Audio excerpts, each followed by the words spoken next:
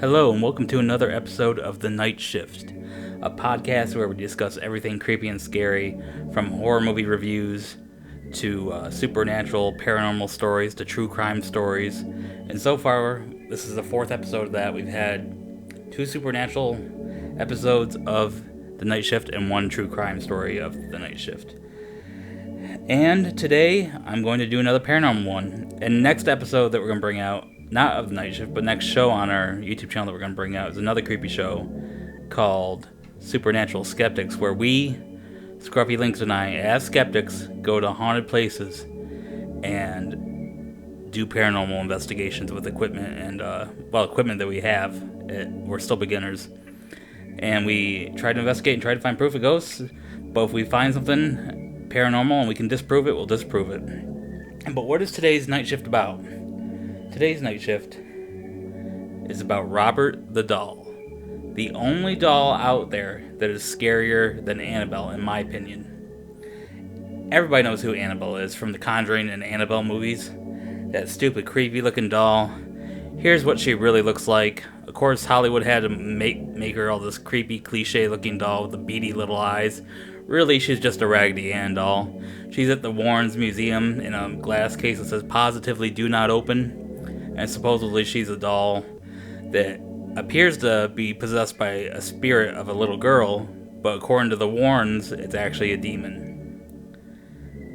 But everybody also knows who Chucky the doll is, and we all know that's fictional. Of course, technically, so is Annabelle and Robert, but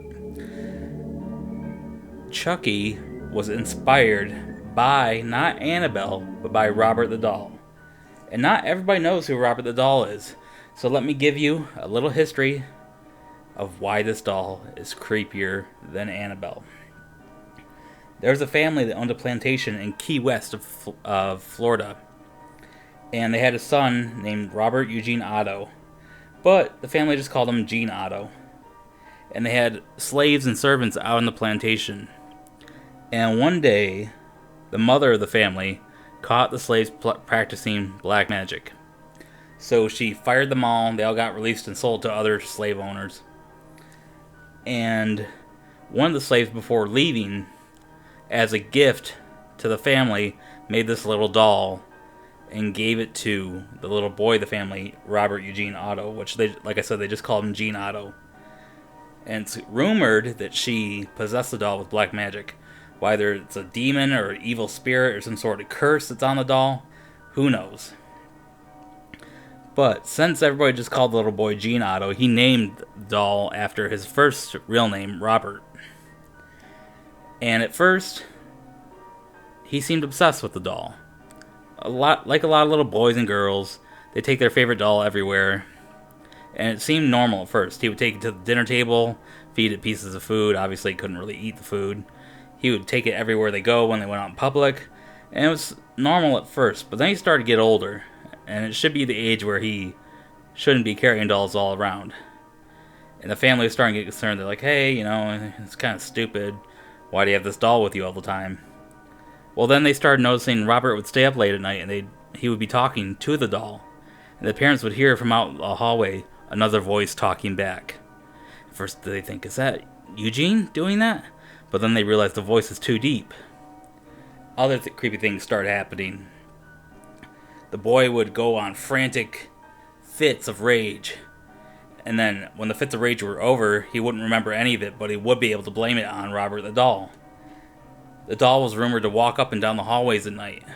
They could hear the tip-tapping of his little feet. And eventually, the family had enough, and they moved the doll up into the attic and kept it there. So anyways, the family, the mother and father die. Eugene Otto is now an adult and a famous painter. He rediscovers Robert the doll in the attic. He brings him down with him. His wife immediately hates the doll. She got a creepy vibe from it.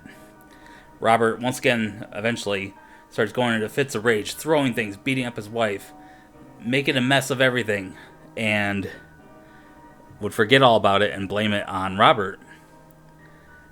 Robert would also walk up and down the hall at night, supposedly, And he would also, while the family was gone, say they left Robert in the living room, they'd come back and the furniture would be tossed up and everything would be thrown all over the place.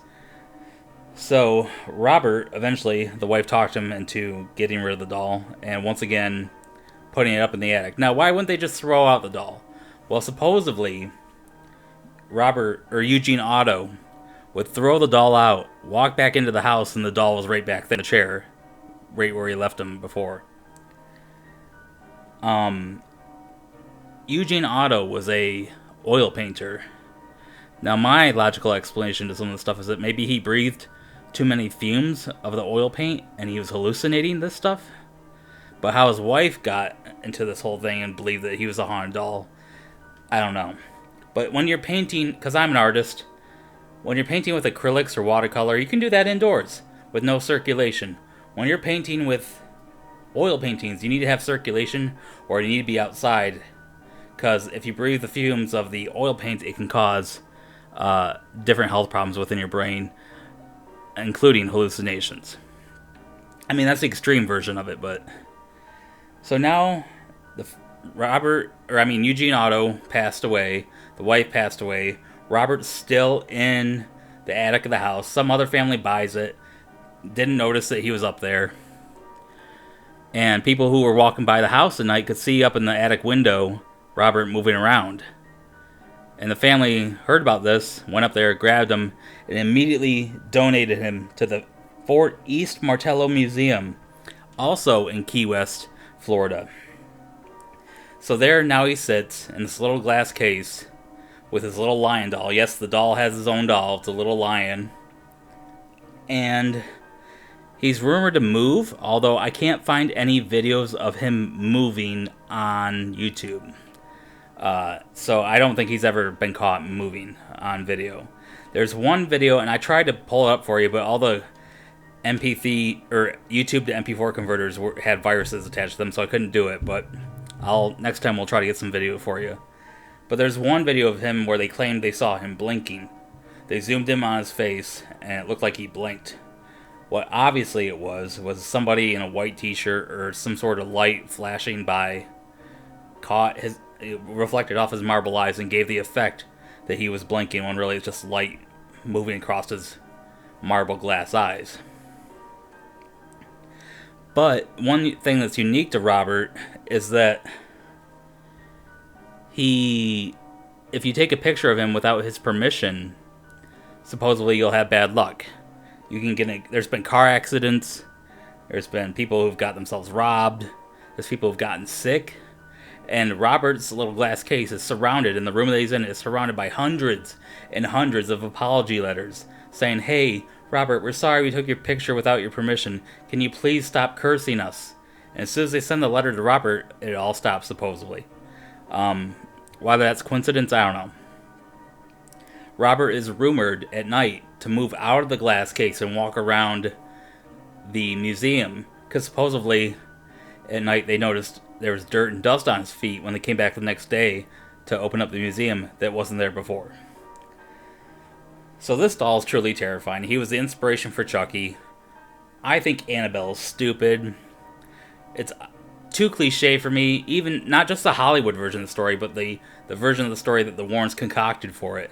I just think it's too cliche, too stupid. Robert is truly terrifying. I used to believe in ghosts and all that when I was a kid. I obviously don't anymore. And I read about Robert the doll, and I was absolutely terrified. I would watch shows about him, and there's a rumor that if you look at his face, he has one expression on his face. You look away, then look back, all of a sudden he looks angry. I did it, and as a kid with a impressionable mind, it kind of did look that way to me on the television. I would look at him on the screen, he looked normal, look away, look back, and he looked angry at me or something. So this doll terrified me as a kid. Annabelle, I knew about Annabelle as a kid too. I thought it was stupid. To me, the true terror in haunted dolls, and there's lots of haunted dolls out there, but the two most famous are Annabelle and Robert. To me, Robert is the most scary. So that's a little bit on the 4th episode of The Night Shift. Like I said, we are going to a haunted building in the next show we're doing on Supernatural Skeptics, which will be out next Sunday. And it will be terrifying. Maybe we'll catch something paranormal that we can't explain. And I actually have a little bit of history with this building because I used to work in the bottom of the building in the frame shop there. It was attached to a gallery and an art studio. So I have a little bit of paranormal input for you there. But anyways, you guys all have a good night and stay spooky.